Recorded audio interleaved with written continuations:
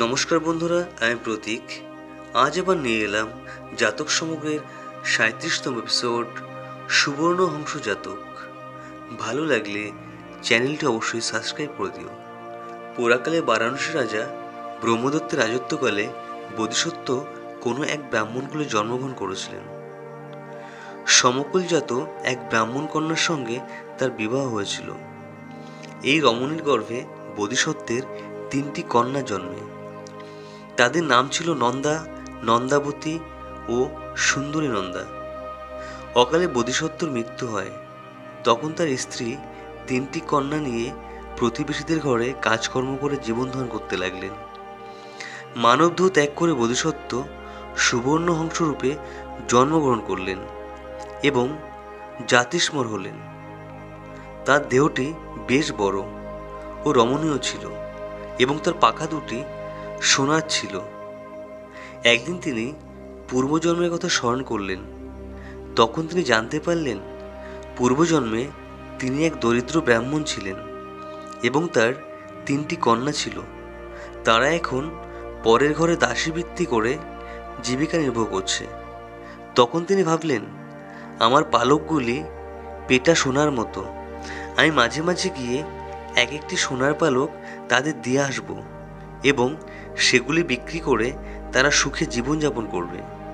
এই ভেবে তিনি একদিন উড়ে গিয়ে তাদের কুঁড়ে ঘরের মাঝে গিয়ে একপাশে বসলেন। কন্যারা জিজ্ঞাসা করল, প্রভু, আপনি কোথা হতে এলেন? বোধিসত্ত্ব বললেন, আমি পূর্বজন্মে তোমাদের পিতা ছিলাম, এখন সুবর্ণহংস হয়ে জন্মলাভ করেছি। আমি মাঝে মাঝে এসে তোমাদের এক একটি পালক দেব, তা বিক্রি করে তোমরা সুখে থাকতে পারবে, আর দাসীবৃত্তি করতে হবে না। এই বলে তিনি তাদের একটি পালক দিয়ে চলে গেলেন। সেই থেকে বোধিসত্ত্ব মাঝে মাঝে এসে তাদের একটি করে পালক দিয়ে যেতেন। এইভাবে ব্রাহ্মণের প্রচুর অর্থলাভ হলো এবং তিনি কন্যাদের নিয়ে পরম সুখে বাস করতে লাগলেন। এতে ব্রাহ্মণের লোভ বেড়ে গেল। একদিন তিনি কন্যাদের বললেন, ইতর প্রাণীদের চরিত্র বোঝা দেয়। তাদের পিতা এখন মাঝে মাঝে আসছে, কিন্তু সে যে আসা বন্ধ করবে না তা কে বলতে পারে? অতএব ও যখন এবার আসবে তখন ওর সব পালকগুলো ছিঁড়ে নেব। কন্যারা আপত্তি করে বলল, তাতে পিতার যন্ত্রণা হবে, সেটা ঠিক হবে না। তার চেয়ে যা পাচ্ছি তাতেই সন্তুষ্ট থাকা উচিত।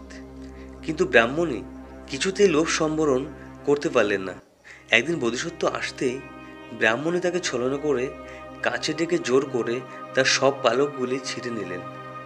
কিন্তু তার ইচ্ছার বিরুদ্ধে সেগুলি ছেঁড়া হয়েছিল বলে কোনো পালকই সোনার হলো না, সেগুলি সাধারণ হাঁসের সাদা পালক হলো।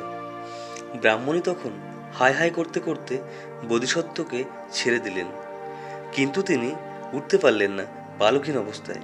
তখন ব্রাহ্মণী তাকে একটি বড় জালার মধ্যে রেখে খাবার দিতে লাগলেন। কিছুদিন পর তার আবার পালক গজালো, কিন্তু সেগুলি সব সাদা হলো। তখন তিনি একদিন উড়ে নিজের বাসস্থানে চলে গেলেন। সেই থেকে তিনি আর কোনোদিন তার স্ত্রী কন্যাদের দেখতে এলেন না। নমস্কার।